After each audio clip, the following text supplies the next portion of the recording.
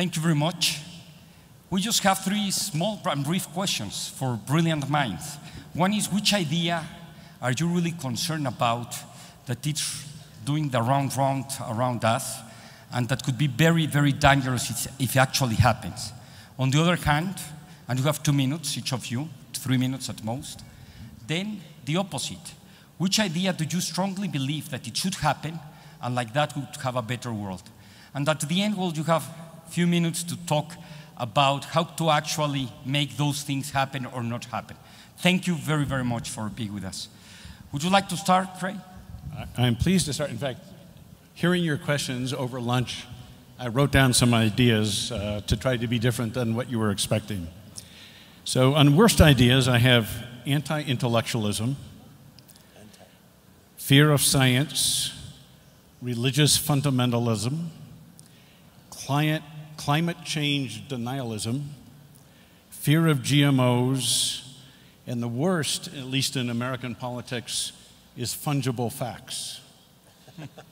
So I think one of the headlines after the wonderful re-election of President Obama, yes, was that truth actually matters.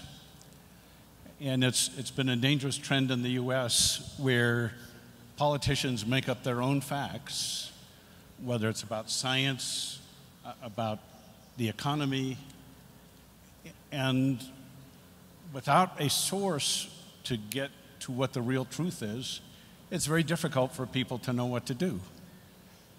Now, science fundamentally more, in fact, perhaps, is the only discipline that is just truth-based and fact-based. No politics is supposed to enter into it, no religious views. You get the facts, and that's what science is, to uncover the facts about life. And that's what we're working to discover. So if you deny those in education, if you want to teach that Darwin was wrong, if you want to force religious teaching in place of science, the world is going to have a very, very difficult future. Bravo. Thank you. Don Ricardo, you're an expert in financial markets, in education. You have a lot of interest, a renaissance man. Thank you. Well, I'm going to take another take. Obviously, humanity has made so many mistakes, and we continually have so many bad ideas. You pretty much touched all of those on your list. But I want to signal out one thing which I call forced collectivism. We saw the disastrous effects of this philosophy of collectivism being imposed on people, for example, in the Stalin pogroms, where millions and millions of people lost their lives. We saw this idea imposed on the Chinese people during the Cultural Revolution, when the idea was the people are wise and we should do well if we send all the intellectuals to the fields. And we saw this happen also in my country with the ejido, which is a forced collectivism on peasants, which resulted in tremendous impoverishment and the lack of productivity of our whole agro sector. So I think that idea is particularly dangerous and counterproductive.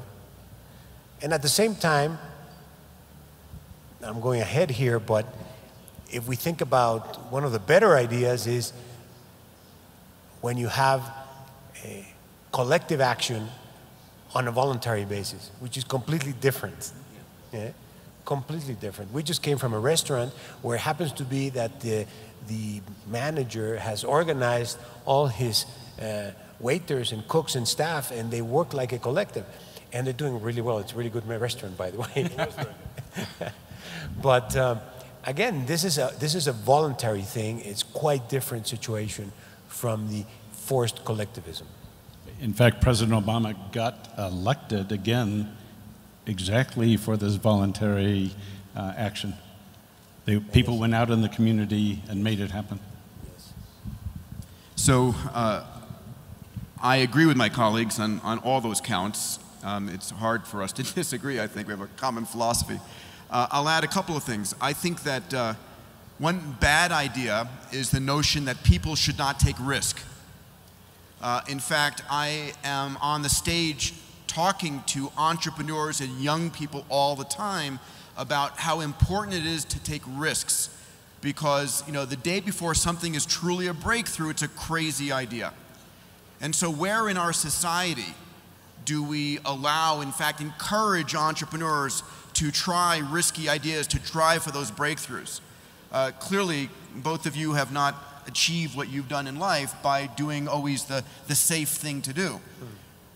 So that's one idea that I'm out, that I think the notion of taking risks and trying to do big things in the world is a bad idea. I think it's a great idea. I think that's what's driving society forward. Those people willing to take risks. And if you fail, that's okay. You get up, you learn, and you try again. So societies which stigmatize failure and say, oh, that person failed, forget it, that is a society that is killing itself. The second thing I would talk about is the notion that business is evil. I think that's a very bad thing to think about.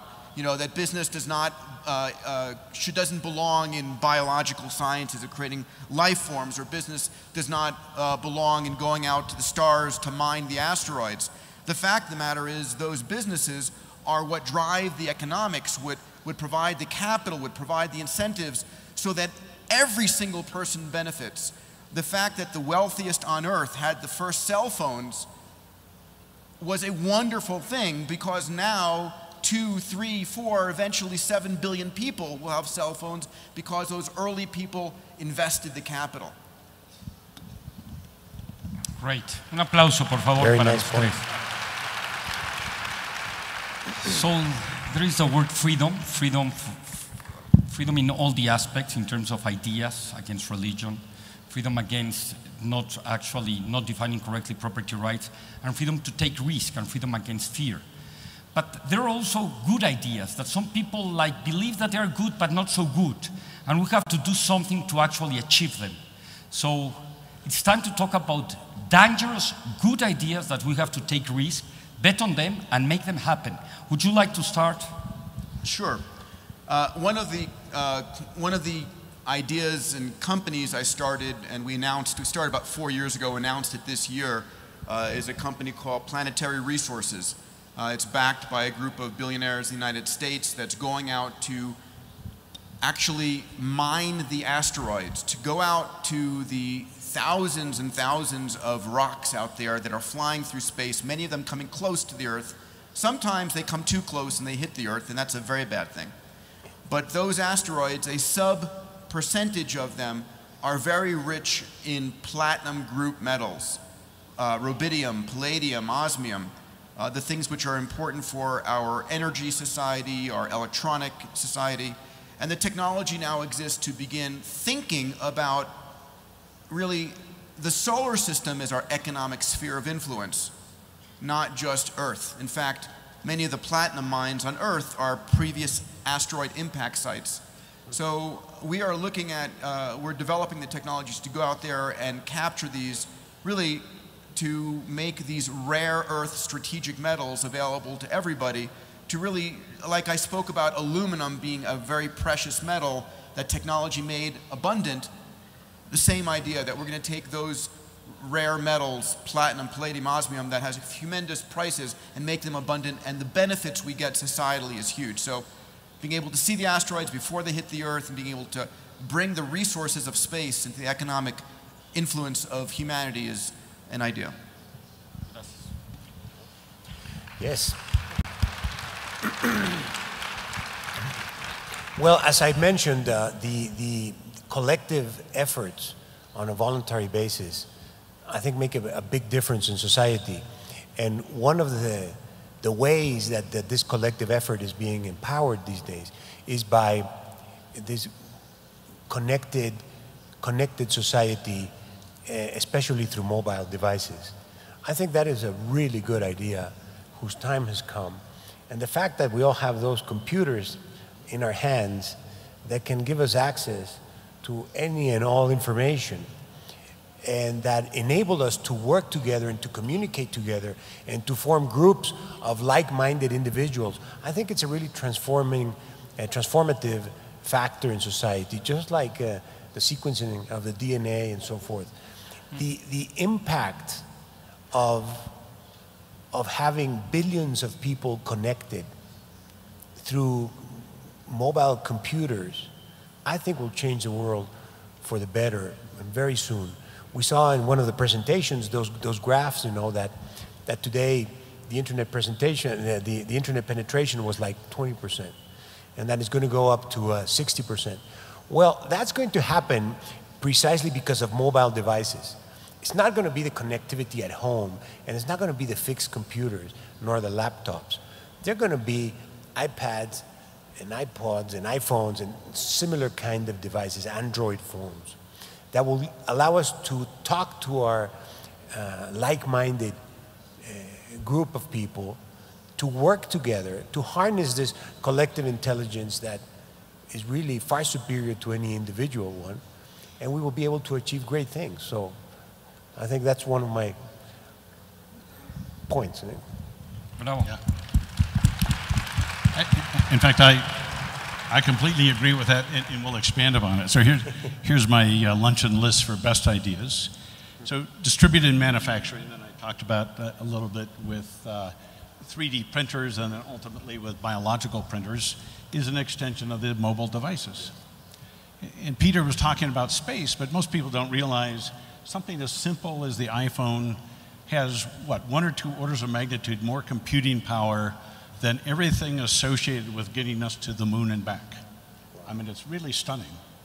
And we take it for granted because we start to use them every day. So these will build on things. In fact, so the other things on the list are changing food production that I mentioned, renewable energy, synthetic life obviously is extremely important, and population control, because population control is shown to happen naturally as a matter of distributed wealth. So as wealth builds in countries, the birth rate goes way down and gets under control. We're going to add 1 billion people to this planet in the next 10 years. And at the rate we're going 11 years after that, we're going to add another 1 billion. So that's the equivalent of adding China to the world population every decade or so.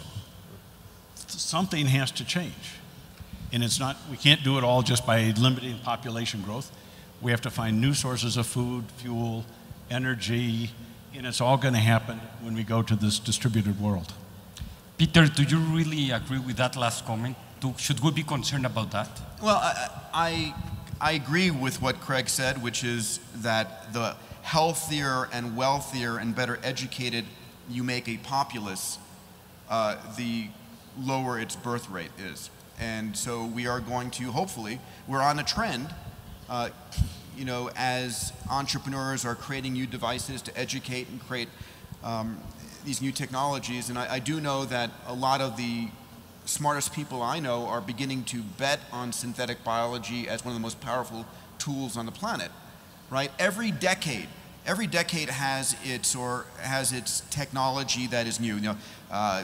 Telecom industry, the internet, social media. Really, this next decade, really, Craig, is yours, with synthetic biology becoming one of the most powerful tools. And as the stagecoach was replaced by the train, was replaced by the airplane, so too what you're building is going to allow people to have a lot better sources of energy and food and raise the quality of life. And for me, that's exciting. I'll add one last thing, which is what gets me most excited, and it's what we teach at Singularity University, is that a small group of educated, passionate graduate students, like we have here, and thanks to your generosity, sir, we have a couple of dozen of SU graduate students here, are able to build a company, a product, or a service that can impact the lives of tens of millions, hundreds of millions, and ultimately 1 billion people. And that gets me excited about our ability to change the world. And if I might add also, the fact that we have this internet-connected mobile web empowers individuals and young people to actually do things outside the scope of big business. Do you agree with that? Because you mentioned that big business was, one of the whipping boys of the current culture. Well, I don't know if it's big business. I think entrepreneurship in business, in other words, people always, for space and sometimes for biology, people say, oh, that's something the government should be doing. Yeah. And maybe the government needs to start this thing, but the government no longer takes the big risks required for breakthroughs. I really think it's the entrepreneur who's driven by a passion, is willing to risk what they have because they believe in themselves. And so, anyway. So for somebody who has access to the connectivity of the web, how easy is it to get to know what's happening in the sequencing and the development of the DNA software that we need? How accessible is that? It's a great question, because it used to be you had to be in a major academic center that has existed for a century or more to have access to the latest information. Now all you need is exactly what you said. You need a mobile device, access to the internet anywhere in the world. And what developing countries don't like to hear is you have no excuses anymore. Right? You have access to all the same information that I have access to. You don't need all the big infrastructure. You don't need the big infrastructure. You do need an investment climate that if you have one of these ground-changing, earth-changing ideas, it has a chance to go somewhere. And that is one thing that's very different about the US right now than almost the entire rest of the world, is people are willing to use risk capital. Peter's right, our government won't do it. In fact, all the breakthroughs that my teams have had, we were denied government funding when we proposed them. They were too risky. They were too risky. Once we proved they worked, we were able to get lots of government funding. That's the opposite of the way it should be. Absolutely. The government should be paying for the risk, and when it works, industry should step in and fund it. One of the beautiful things that exists today is that the world's biggest problems, water, food, energy, healthcare, education, are the world's biggest opportunities as well. Right? Invest and create a breakthrough, you can become a billionaire and have the thanks of the planet in that regard. And so it's a beautiful time to be alive. And so my question to everybody is, why not work on one of the grand challenges? Why not work on solving that? Big markets, big opportunities. The best plant for production of oil right now on the planet is oil palm. Oil palm only produces about 800 gallons per acre per year. The most standard algae right now produces around 2,500 gallons per acre per year. The goal is to get it over 15,000 gallons. Wow. Corn produces 18 gallons per acre per year. But you get a lot of votes in the Midwest. Yes. But if you're going to try and replace just the transportation fuel in the US with corn, it would take a facility 3 times the size of the US. If you're going to do it with algae, if we can achieve these remarkable levels, it would be something the size of Rhode Island, a small state. That's still a big area, but when you look at the amount of surface of this country covered with agriculture, that could be shrunk by 90% and be more productive and create new industries at the same time. So let's see if I got this right. Palm oil gets 800 gallons per acre per year. Acre. Como media hectárea, ¿no? Per year.